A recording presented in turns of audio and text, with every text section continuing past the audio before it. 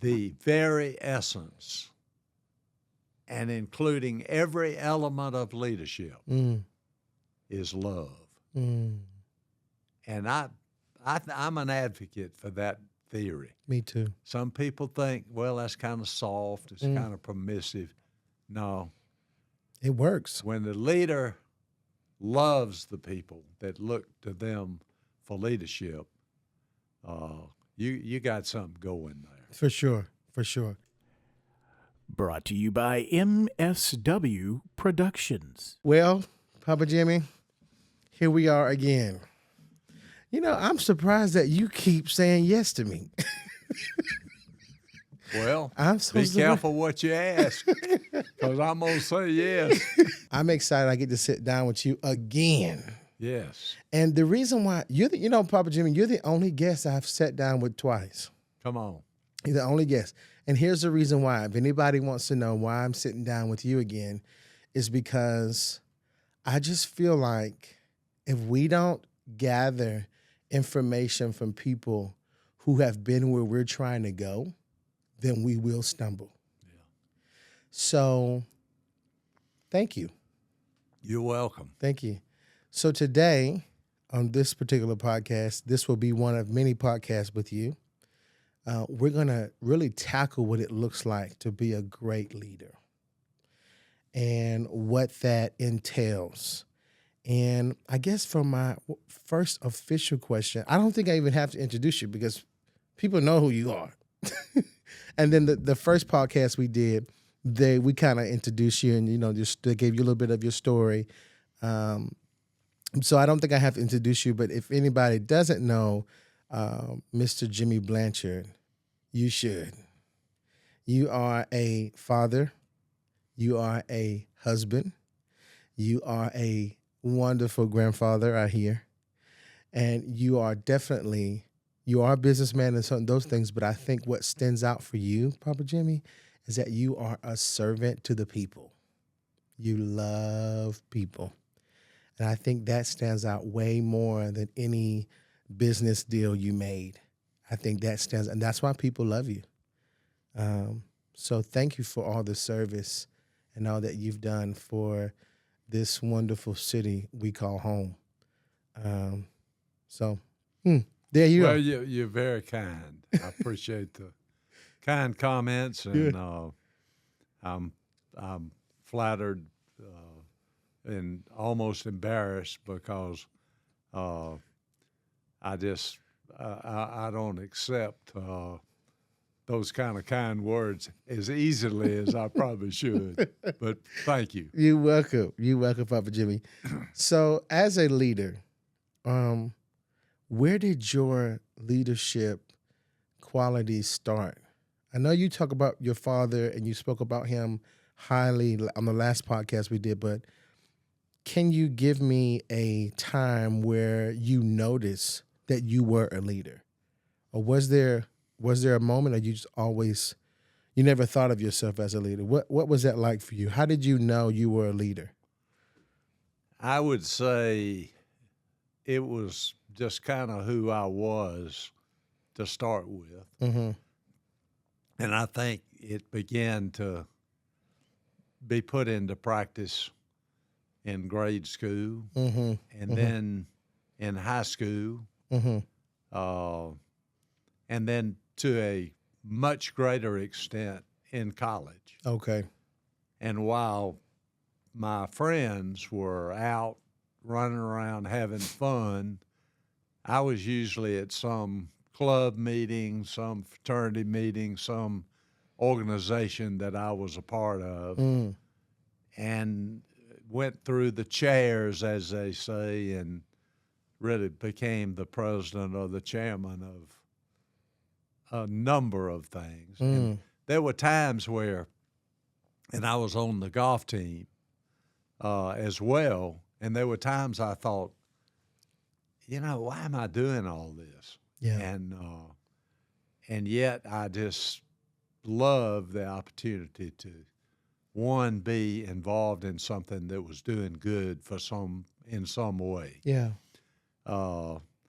And I was always comfortable emerging as ultimately the leader. Got it.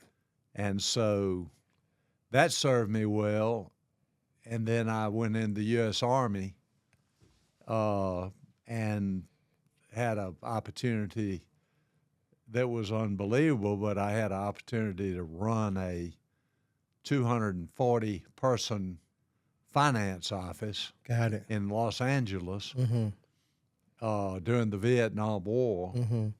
And our main job was to take care of people going to Vietnam and coming back with their finances. Mm-hmm. And when I got there, the officer that was leading it got transferred. And the post commander called me to his office and said, until we get another replacement, I want you going to run the finance office. Mm. So here I am. I'm 22 years old, 22, that's really young. right out of law school. Mm-hmm. And I was running this office that it felt comfortable, and I wasn't scared of it. Yeah. And so anyway, when I came back and practiced law, all of that leadership laboratory that I had been involved with That's a good way of saying that. was paramount in Who you are, how you the lead today. CB&T Yeah. board picking me to be the new president of the bank to Right. replace my father. Right. And so, anyway, it's just always been a part of who I was. I learned on the job. I'm still learning. I go to seminars, and I take more notes probably than anybody there. And I really don't have any group to lead at this point, Yeah. but I'm still just fascinated with the art and the science of leadership. Yeah.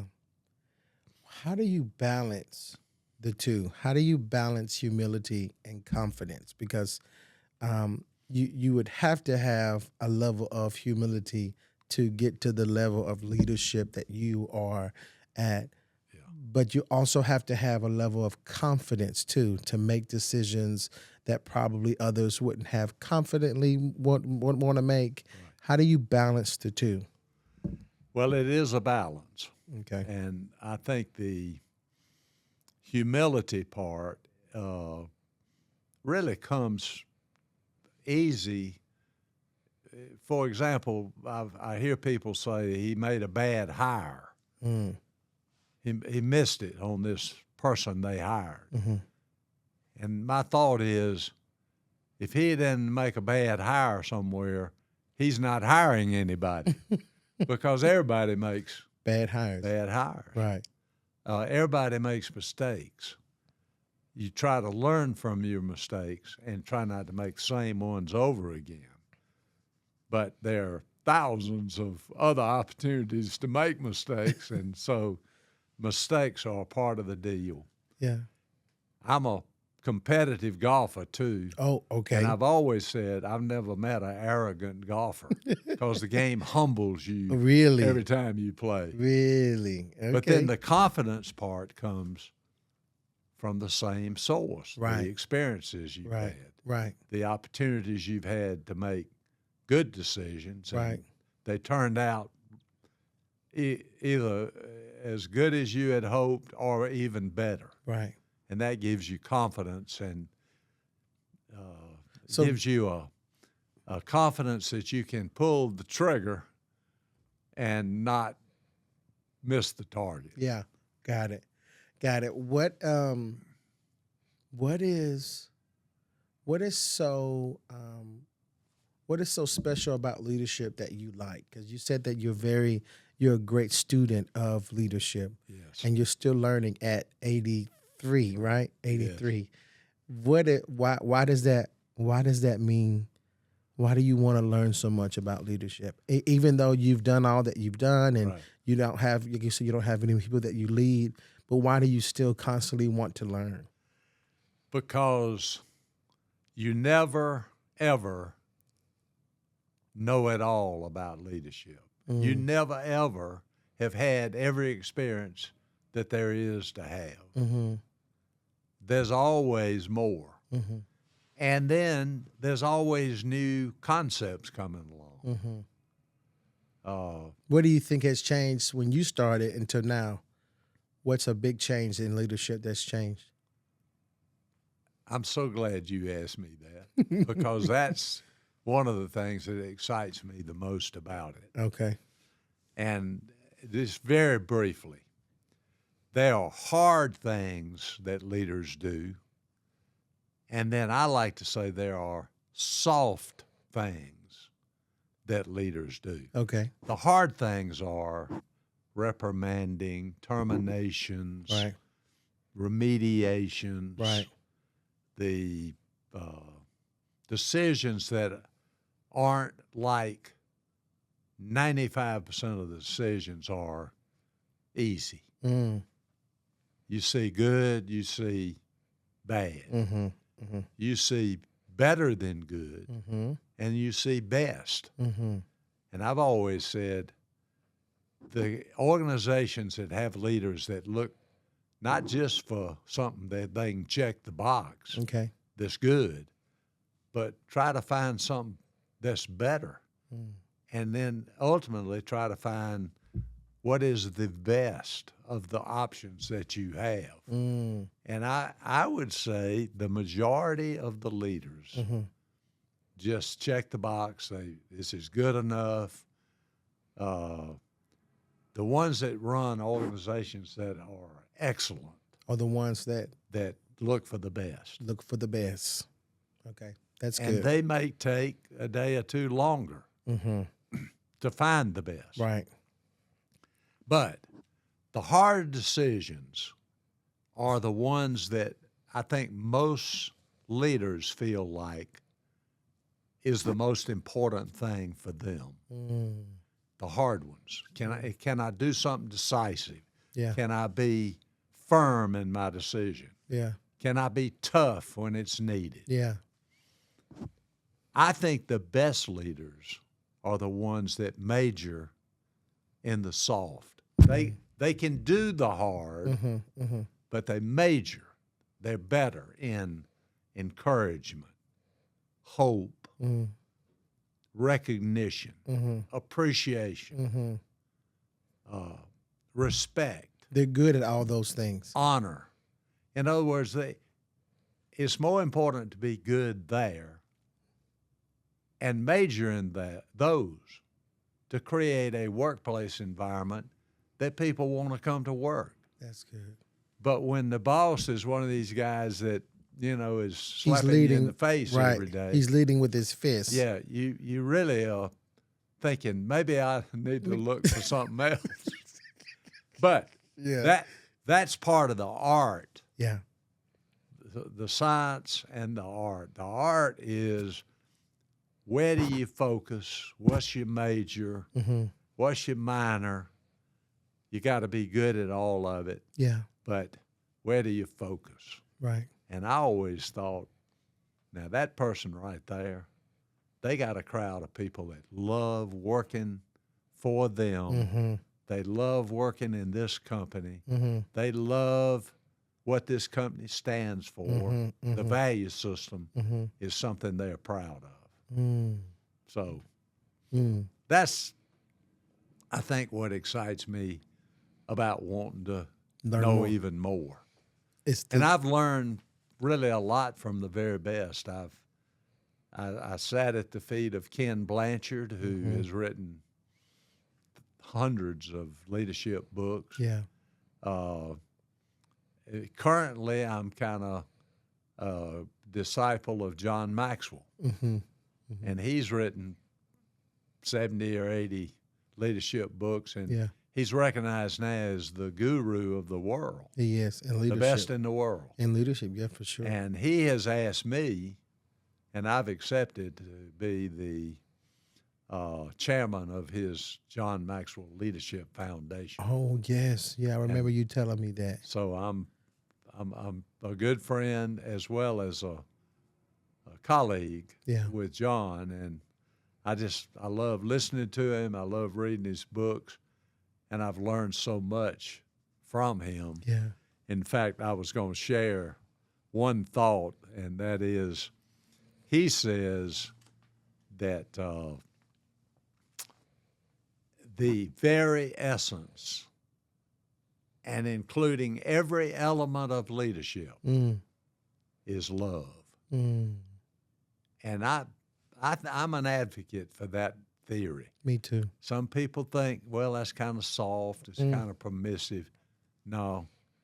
It works. When the leader loves the people that look to them for leadership, you got something going there. For sure. For sure. So love is, it's straight from God. There's no way we can love without him. Right. And he is love. Right. And so the most important ingredient Is love. of leadership is love. Wow, that's and really then good. I say the second most important is to get your own selfishness under control. Because most people think self first and then others. But the best leaders are the ones that it's not about them. It's about those people that they lead. Right. Now you said you wanted to say something that pertains to the Bible. What was it that you wanted to say? I wanted to read a scripture that Okay. is very familiar. It's usually not in the context of leadership. Okay. But it's in Micah 6:8. Most Christians can quote the chapter, but I want to use it as the definition of leadership. Okay. What does the Lord require of you? But to do justly, to love mercy, and to walk humbly with your God. Now that's a leader. Can you explain that? Explain that to the people. Well, the leader's got to be fair, Yeah. just, Yeah. able to discern right from wrong, Yeah. able to be bold enough to speak Yeah. the things that are right. Mm-hmm. To mercy, that's a part of love, that we're not judgmental. And Right. we're not, as 1 Corinthians says, we don't keep a record of wrongs. Right. And, Which is easy to do for some people. And then walk humbly with your God. Yeah. That was the point about arrogance versus humility. Right. A leader walks humbly. Right. And so there's one other scripture. Okay. Let me pick that up too. Yeah. And this is the love chapter, 1 Corinthians 13. Okay. But listen to it in the context of leadership. Okay. Leadership is patient. Leadership is kind. Leadership does not envy or boast. It is not arrogant or rude. Leadership does not insist on its own way. Mm-hmm. Leadership is not irritable or resentful. It does not rejoice at wrongdoing, but it rejoices with the truth. Leadership bears all things, believes all things, hopes all things, and endures all things. Leadership never ends. Leadership never fails. And so I've also had a lot of fun over the years using that with couples. Yeah.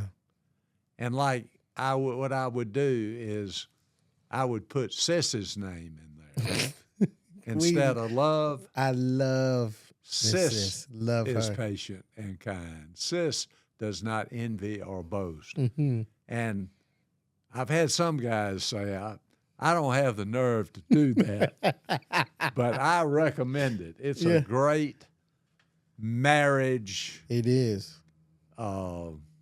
enhancer. Yeah. when you it's a great mission statement to marriage. I think yes. so. Isn't it wonderful? Yeah, and to leadership. Yeah. And you And the leadership. yeah, and you and Miss Sis, I'm telling you, she is something else. That Well, that's how I describe her. she is. She is just so gentle and so sweet.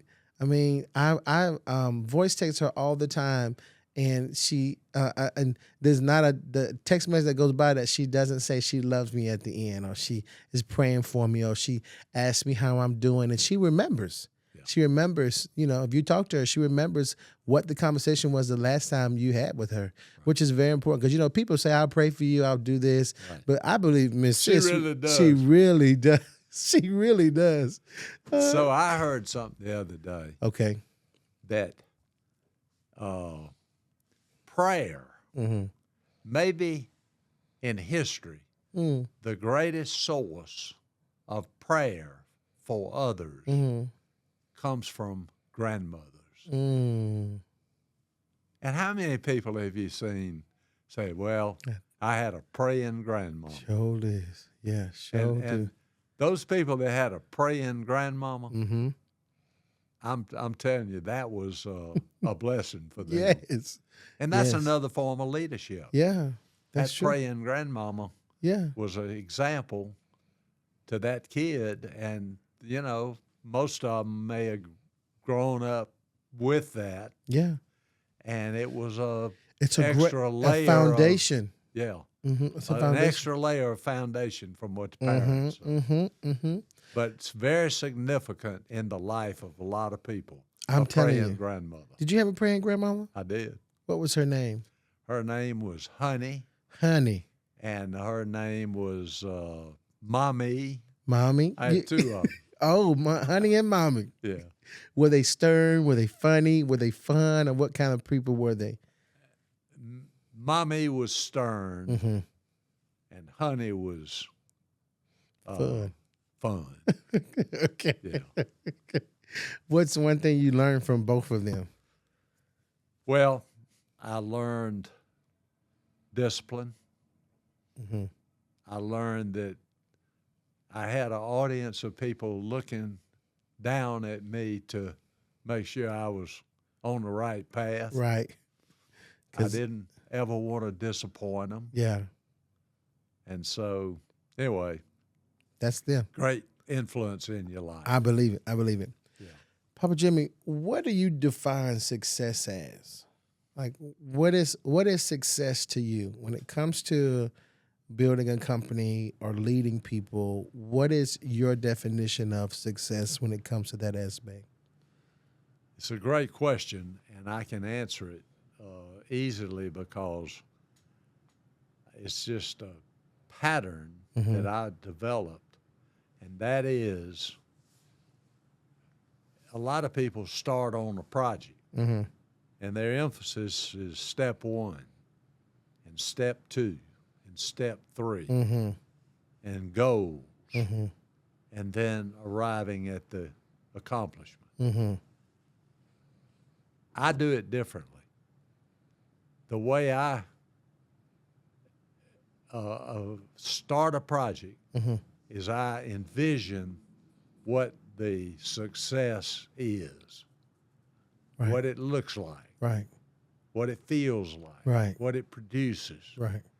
And then I start mapping my steps toward that objective. That makes sense. So you have vision for it first, Yeah. and then you start strategizing to get to that vision. Yes. Got And it. some people would call that, how do you define success? Okay. And in a particular area. I define it in the way I have envisioned it, thought it through, That makes sense. and have determined that that's what we want to have accomplished. So And what? so then I map my Great. steps So to what? get there. So what you're saying is, I just want to be clear, is that success to you is the vision to have the thing that you're trying to build. Right. So it's not an everyday thing. It's the fact that you have vision for it. Is that what you're saying success is? Well, I think execution of the steps Got it. It's success. is very important. Okay. But a lot of people start off on the journey and don't really know what the destination is. Right. That's true. That's true. And I think you got to define your definition, know exactly what it is to be able to truly accomplish the steps required in the execution. Yeah, makes sense. So, Papa Jimmy, you mentioned that you were great friends with John Maxwell and Ken Blanchard. Yeah. What are some of the best things that you've learned from them that you can give to this? I don't even know if young people listen or older people. I think just people in general listen to this podcast. I don't even know what age range. But based on what you've learned from them, what can you give to the people listening? Well, let me start with Ken. Okay. Ken says the world is in desperate need of a new leadership model. Okay. And we have seen almost in every sector of our life what self-serving leaders produce. And it's chaos, it's failure, it's disappointment, it's not satisfaction and real success. And so he says the greatest model is Jesus Christ. Okay. And that is the basis for what we call servant leadership, Okay. which is a brand of leadership. Okay. It's kind of the brand I'm talking about that focuses on the soft side, Right. but is able to do the hard stuff. Got it. And he says the model that Jesus had was, I came to serve, not to be served. So think about that. Yeah. The leader came To to serve. serve you. Yeah. Ken says you take the leadership pyramid, CEOs up here, all the workers that deal with the customers are down here. He said, flip it over upside down. At the top, put the people that deal with the customers. And at the bottom, put the CEO. And his job is to encourage, develop, invest in, furnish all the tools necessary for the people up here to be successful. That's good. And that's just a great picture of real leadership. Yeah, that's good. All right, and John Maxwell, one of his most profound things is a book he wrote about intentional living. And he says, you don't want to just wake up one morning and find yourself somewhere that you didn't plan to go. That's true. So you want to, on the front end, decide where you want to go. Yeah. That's really been helpful to me in my approach Yeah. to envision the target, Yeah. the accomplishment that you're counting on, looking for, and then plan steps. But I remember one time we had something happen at Synovus, and I was with my top leadership group, and I asked, who is responsible for this? Who decided that this is what we wanted to do? And nobody in the room could claim that they had decided it. Yeah. And I told them that morning, I said, look, we want to have things happening around here that we decided we wanted to happen. Yeah. Not things just happen Yeah. that we can't account for. Yeah. Or we can't hold somebody accountable for the success or the failure. Yeah. Yeah. So intentional living is a great book, and Ken Blanchard's idea of a new model of leadership that is what has come to be known as servant leadership. I like the fact that you use the triangle analogy, Yeah. whereas the people where the CEO would probably be on the top, he's at the bottom. Yeah. Okay, so where does a leader start? Let's say that he flips the triangle and he puts himself at the bottom and he puts the people at top. What's the first thing he should do? Should he get to know everybody? Should he have meetings, or what would be the first thing he could do to build a better culture for the team? Well, probably the first thing would be to get all of those people, or a portion of those people, Okay. in a room and say, look, I'm new around here. Mm-hmm. You guys are the ones that are doing the work. You're the ones looking customers in the eye. Mm-hmm. Tell me what we're doing that works, Mm-hmm. and tell me if we're doing something that really doesn't help. Mm-hmm. And even if we're doing something that's dumb, Mm-hmm. let's start with dumb. Okay. What are we doing around here that's dumb, Dumb. and you think you know it, Yeah. but you don't think the former CEO knew it? Mm-hmm. Or if he did know it and you told him, he didn't do anything about it. You know, I think that's really good. You're hitting on something, Papa Jimmy, because usually a lot of dumb mistakes are made out of pride because the leader or the CEO doesn't want to ask those questions. Right. That's good. Right. That's good. So I like that you said to ask them questions. Yeah. Because they're the ones that deal with the people, whereas the CEO may not have that opportunity, Right. but they do. Right. Yeah. And then if, let's just say they give you 4 suggestions, Mm-hmm. and you decide later that one of them is not wise, Mm, then you go back to them and explain, yeah. this is why I don't think we ought to do that. I think we ought to do this. What do y'all think about that? Yeah. Yeah. Yeah. I Right. mean, when you bring the people that are the interface with the customer Mm, into the process, mm, it's amazing what can happen? Yeah. And I've always said, if you eliminate one dumb thing, that's better than 3 new good things. Okay. Yeah. That's good. That's good. Okay. So it sounds like you said the first thing a leader should do when he flips the triangle from him on the bottom to Right. the customer and the employees at the top is to ask questions. What's working? What's not working? What's dumb? And who or how do we fix what happened? Right. Which is this bad decision that was dumb. Right. What's the next thing a leader should do after getting to know what's going on? And it almost sounds like even though you're the leader, you're stepping down and becoming a student in a sense. You know what I mean?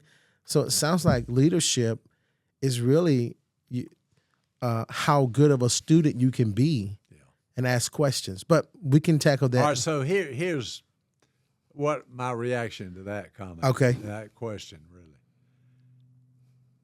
Leader, whether they are on the bottom of the pyramid or the top, Mm-hmm. they are the ultimate authority. Got it. All right. A lot of people think I establish my authority. Mm-hmm. I reinforce my authority Mm-hmm. by how strong I lead. Right. But the position does not give you fellowship necessarily. It's how you behave that establishes your authority, not the job title, That makes not sense. the position. That's good. And the second thing, after you begin to get a sense of what the people think about the operation, Yeah. is you develop a relationship with them. Mm-hmm.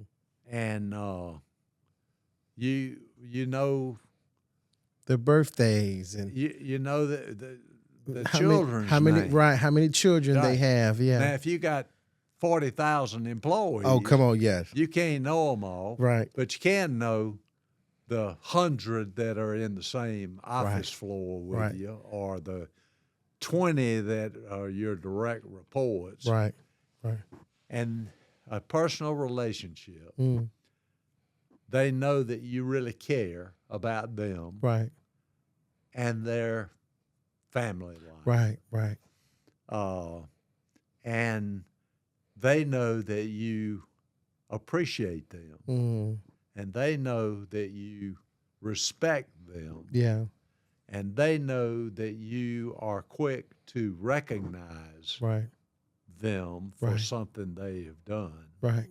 And they know you're going to somehow reward them, Right. either recognition or promotion or Yeah. whatever. Yeah. It doesn't have to be something grand, you know. No. Yeah. It's just it's so basic and Yeah. so fundamental. It's Yeah. just being a good person with a relationship Yeah, you with know- the people that look to you. And when you do that, then everybody's excited about work. They love to come to work.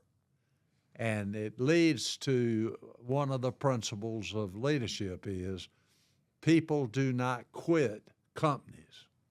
They quit leaders. Mm. You get a bad leader, they're likely to leave and go somewhere else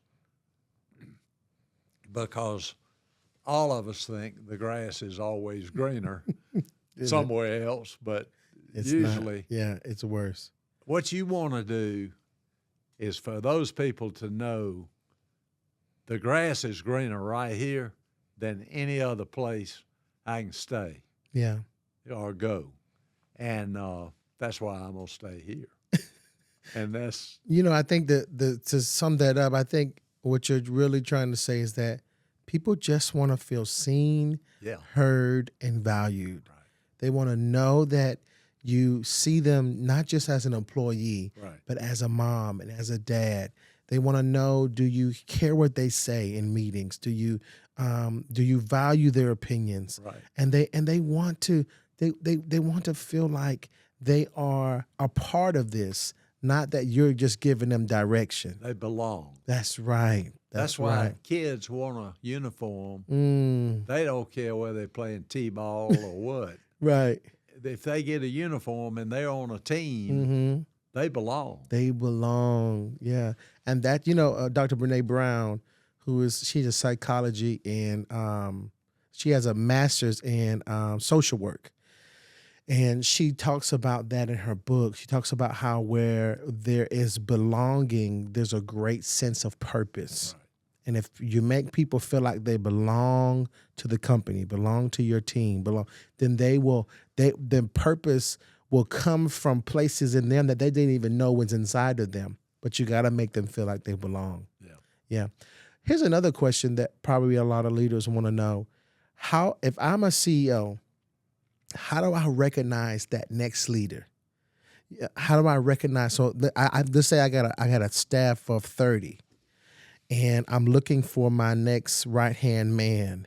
How do I know who that person will be or who that woman will be? How do I identify leaders in a group of you know what I mean? How do I identify let's say if I'm the director, how do I identify my associate director? Does that make sense? Yeah. Yeah. Well, it's an essential step in every leader's agenda. Okay. Looking for the next executive Yeah. to be the closest to the team. to the CEO. Right. And I'll just tell you what my story was about that. Okay. I was 28 years old. Mm-hmm. I came and took my father's place Right. as the bank president. Right. I was a lawyer. I didn't know the first thing about banking. I told Mr. D.A. Turner, who was the chairman of the board of the bank, when he asked me, I said, Mr. Turner, I can't even balance my own checking account. He laughed. He said, we can help you with that. Yeah. Okay. All right. So I came, I watched, I listened, I walked around, I got to know who the people were. I listened to them in meetings. I listened to the most senior people.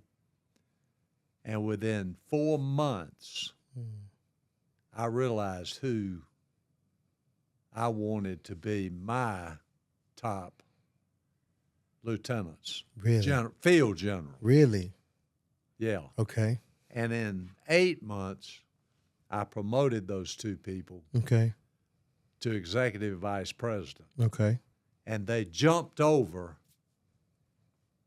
almost 30 senior people to them who had always been their bosses. Mm. And it was a happening. Mm-hmm. I mean, it was like an earthquake. Yeah. But I picked them based on their attitudes, how smart they were, Okay. not necessarily their longevity, Got it. but their abilities they had shown and developed, and their answers to questions. And just it turned out to be Good. the best thing, because they turned out to be the two that, made things happen for my whole career. Yeah.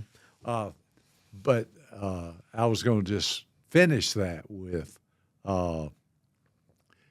it disappointed a bunch of people at the top that didn't get picked, but it set a bonfire with all the young people, because they realized that, hey, wait a minute, this is a place where I can grow. Yeah, I can get more and more responsibility without having to be here 30 years before I get that.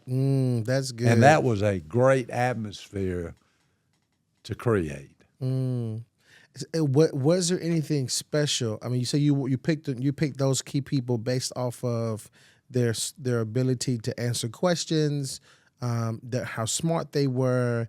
But was there anything specific? Like maybe was it how they treated people, or how good of a parent they were? What was it? Was anything specific that you were looking for? Well, character was a major element. Okay. Character was very important to this. Right. It reminds me, this is a little offshoot, but it's in response to that idea. I had a fellow, who's a Jewish fellow, who I was playing golf with. And we on the 18th hole, he's walking down there, and it's the first time I had ever met him that day, but we had talked on the round.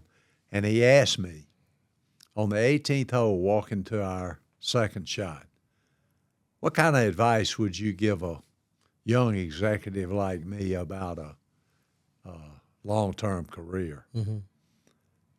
And I said, well, first thing I'd tell you is keep the home fires burning bright, because if you end up off the track with your spouse, then you're going to have other train wrecks in your career. Yeah, I remember you telling me that. And he said to me, if I'd have picked 100 things that you would have said, that wouldn't have been on my list. and he's always come back to me with that. Yeah. So, anyway, character, habits, stay in power. Yeah. You can just tell somebody who's there for the short term versus somebody that's for the long haul, and somebody you can count on in a pinch. Yeah. And these two guys, I mean, I love them. I respect them. Yeah.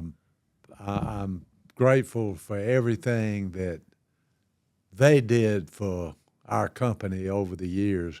And we had many more along the way, but those two were the start of something real special.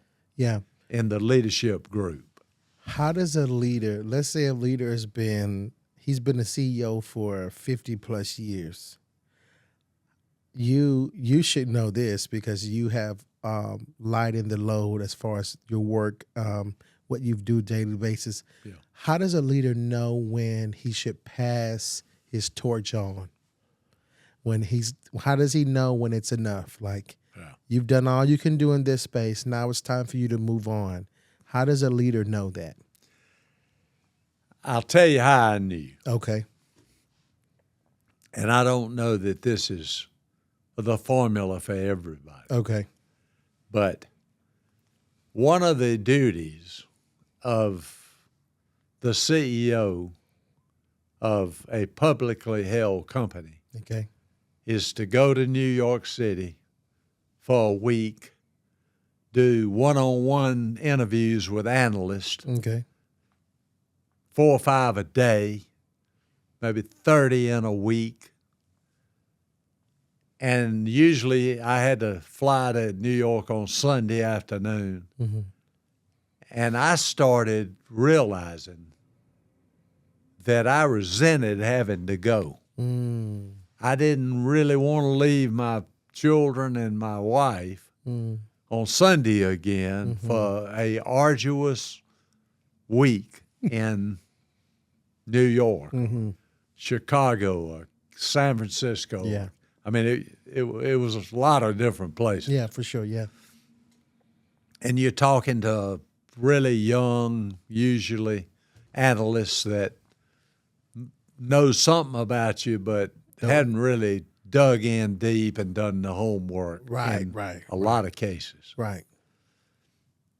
I decided that, somebody needs to be running this company that can't wait to go do that. Mm.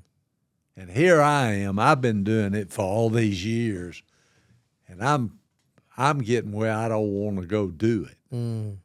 I don't want to go out to dinner at some fancy New York restaurant and eat a big old steak. I want to. I love a steak now. I want to eat a hamburger back home with Mama and the boys. Come on. Wow. So that's how I knew That's such a beautiful thing, though. that it was time for me to give it to somebody that wanted to go Yeah. do that. Yeah. Now, that's not everybody's story, but I never got tired of it. I never was weary of it. I never dreaded it, the people part of it. But it was just But the that time. travel part, I knew that I was not the best custodian to continue to do that piece of it. So it wasn't hard for you to give it to somebody else then, was it? It was not. Yeah. Yeah. So since you've stepped down, how long ago was that since you stepped down? I turned over the CEO job in 2005. Oh, okay. So it's Been 20 a while. years. Been a while. But Papa Jimmy, you still got your hands in things. Yeah. But you're not traveling as much, but you still got your hands in things. So what is the difference between then and now? Obviously, you're not going to New York every Sunday. But Right. What is the difference than what you're doing now as far as being a leader than what you did back then? Specifically, as you know, I'm working a lot of my time with Teen Challenge. Right. I And remember. it's a global organization in 140 countries Right. around the world. Right. 20,000 residents in our program of addiction remediation. I do that. I'm still very active in my organization with the private equity group I'm in. I'm still very involved in community activities, civic affairs, state and national, as well as local. So, I mean, I'm blessed with good health. Sis and I both, we say we got a few bumps and bruises, but we can get up and go. Yeah.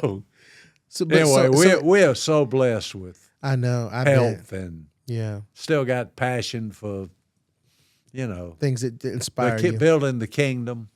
So, That's our main aspiration. so what it sounds like is that now you have more time to offer your talents and your leadership to other things, where in the past you wouldn't have had time. I did that Mm-hmm. as a speaker Got for it. different events. Okay. I still do some of that, not nearly as much, Mm-hmm. but most of what I do now, speaking about leadership and culture, Yeah. is within the body of Christ. Got it. Churches, pastors, small groups, That makes Sunday sense. school classes, Yeah. things like that. Yeah. Wow. Well, I think that you are making such a big difference. I mean, yes, you've slowed down, but you're making such a big difference. You know what I mean? Yeah. What is your advice to, other than the advice you gave that young man on the golf course, what is your advice to up and coming young leaders like myself, maybe somebody who hasn't actually entered the corporate world or anything like that, but wants to lead a company? What would you give them? Well, let me just give you a story. Okay. I had First of all, I love when you tell stories. I love telling them. It's the best. And every time I tell one, it reminds me of another one. Okay. So I had a fella at the bank one time tell me, you know, I don't ever get opportunities. Seems like I don't get the promotion. Somebody else gets it. I don't get opportunities to show what I can do. Mm-hmm. And I said, think about this. You have an opportunity every time you speak up in a meeting. You have an opportunity every time you're asked to handle a particular task. You have an opportunity every time you're given a responsibility for a certain project. Yeah. You have an opportunity as much as anybody else. Yeah. But you don't really recognize them as opportunities. And so I told him the story of the field goal kicker. And I might have told you that one. No, you didn't before, tell me but that. No. It's one of the great life lessons of all time. Okay. Field goal kicker in the Super Bowl, 20 seconds left in the game. Okay. They are on the 25-yard line of the opposing team, and he is called in to kick a field goal. They're 2 points behind, and this will win the Super Bowl. Okay. He goes out there, and the opposing coach calls a timeout to freeze him. He comes over on the sideline, and he starts thinking, I've been kicking since junior high school. I kicked in high school. I kicked in college. I kicked winning field goals. I missed a few that cost us the game. Right. I've had injuries. I was in practice every day. Seems like my whole life. Every day of my life and every minute of my life has been to prepare me for this one kick. He goes out, they snap the ball, they put it down, he kicks it through, they win the Super Bowl. That young man is a model for all of us. We ought to consider every minute of our life as preparing us for something down the road that we will accomplish, that will make a difference. So the Church of the Highlands, our church. Yeah. A church that we both love. Yeah. That we both love. Yeah. Has a mission statement, if you will. Yeah. And it's to know God, find freedom, discover your purpose, and make a difference. Yeah. And not only is that a great roadmap for your spiritual growth, but that's a great roadmap for our business life. Yeah, for sure. And so I just think it's a nice, catchy, meaningful way to give anybody a roadmap toward making a difference in life. Yeah. Yeah, when you think about those pillars,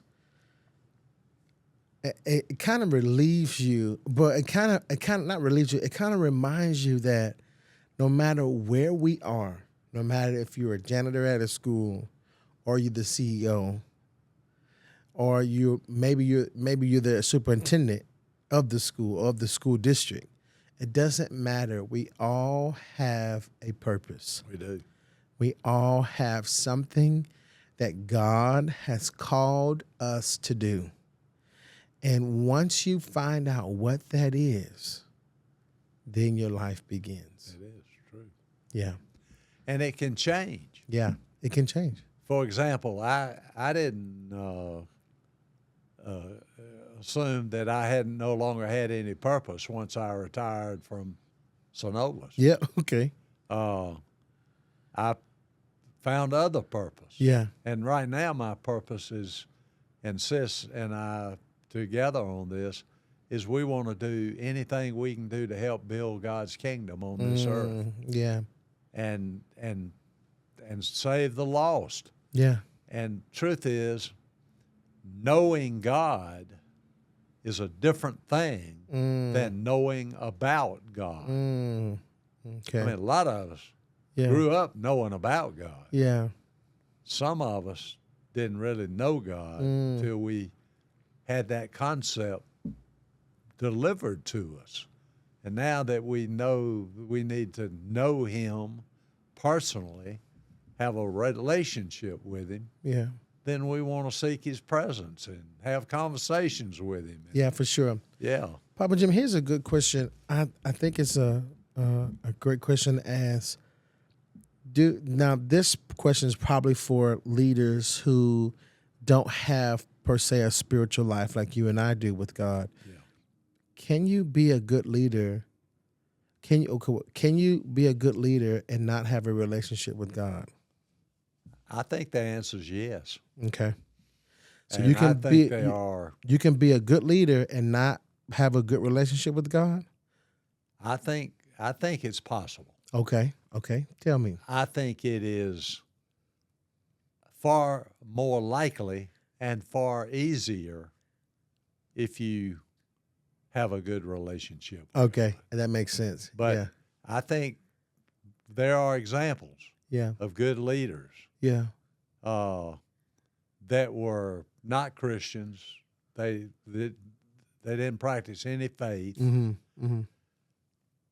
And then there were horrible people, but you can't say they weren't Good leaders. good leaders. Yeah. I mean, think of some of the bad leaders of countries that Yeah.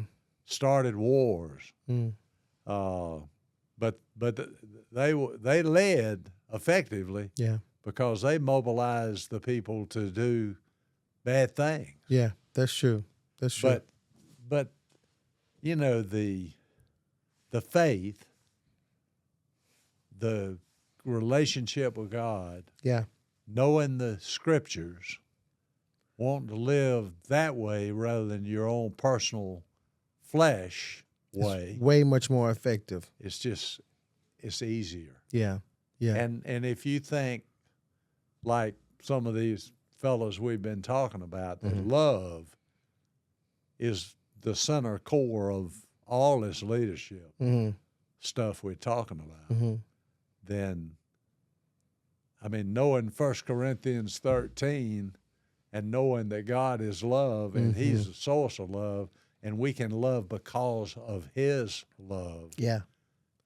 I mean, you got a better shot at being a Good leader. great leader Yeah. that people respect, Yeah. admire, look Honor. up to, and want to follow. Well, Papa Jimmy, I've learned so much in this conversation. But every time I'm with you, every time I'm with you, we laugh. I listen, and you tell a story. I laugh every time I'm with you. I laugh. I listen. No, we laugh. I listen, and you tell a story. And I always walk away learning so much from you. I'm glad. Yeah, yeah. You know, the greatest storyteller in history told a lot of stories. Yeah. He called them parables. He did. He did. What's your favorite Bible verse? I think it's 1 Corinthians 13. Really? Yeah. Yeah. But Micah 6:8 is, That one for you. yeah, it's moving up. It may be in second place right Okay. now. Papa Jimmy, is there any question you want to ask me as a young leader? I've never asked you that. I've never asked you that you want to ask me a question. Yeah. My question would be, do you have a passion to learn more every day of your life, no matter how long it lasts, about leadership? And I think if you do, you're going, as you grow older, Yeah. you're going to be a better and a better and a better leader because you are working at it. Yeah. I think I do have a strong passion for leadership. Yeah. I think I just have a strong passion for people. Yeah. I mean, that's the whole reason why I'm doing this podcast and learning all that I'm learning, even though I'm still learning about all this equipment. I think because my heart for people, I love the leadership aspect of that. You know what I mean? I just love to see people win. I love to see them win. And I love to see them in spaces where they can flourish. There's no better feeling for me than seeing someone that God has gifted me to kind of shepherd over in a space where they feel like their purpose is lit on fire. Like it's no better feeling for me. And I think that means more to me than being famous or being seen or being anything. Yeah. Is that when I die, because I'm gonna get old one day, and I'm gonna die. When I die, I hope that people say, "Man, yeah, he did all this and he did all that, but he really cared about me as a person." That's what I hope people say. That's what I hope. Well, that would be a great credit to your life. Yeah. That's what I hope. So, Right. well, And really caring yeah, is one of the great elements of leadership. it is. It is. You care about the person, you care about their family, you care about their health. You got to. When they got trouble, you may not want to insert yourself into it, but you want them to know that you're available to help them. Yeah. What for can sure. I do? Right. Can right. I help? I think what happens though, Papa Jim, is that the CEO, the leader, gets so busy trying to make sure the bill is paid, the lights are still on. Yeah. Right. Right. That they forget about the people who make this machine run. Right. And I think that's what happens most of the time. And they don't necessarily they got so much pressure on them to make sure that those things are okay and everything's running the way it's supposed to be, that they often forget. So I got another story. Okay, come on. This is a true story about me and one of our most wonderful Synovus employees, Yeah.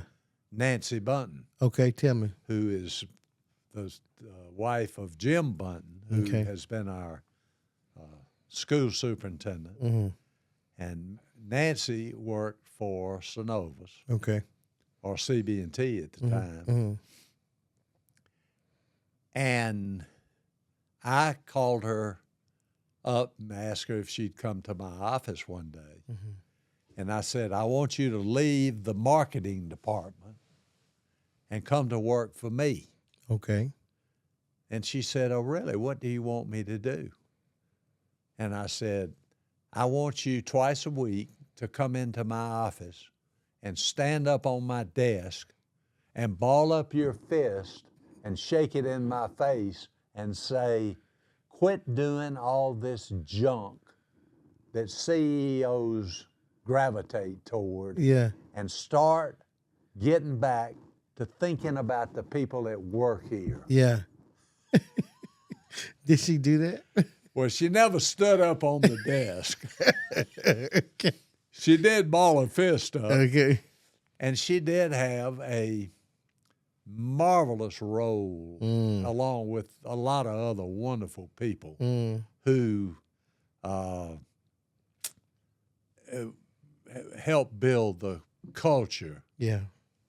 continually at Synovus. Yeah. That was such a marvelous culture. Yeah. So another thing John Maxwell taught me, he said, you can't have a great company without a great culture. And so we spent an inordinate amount of time Building culture. building the culture.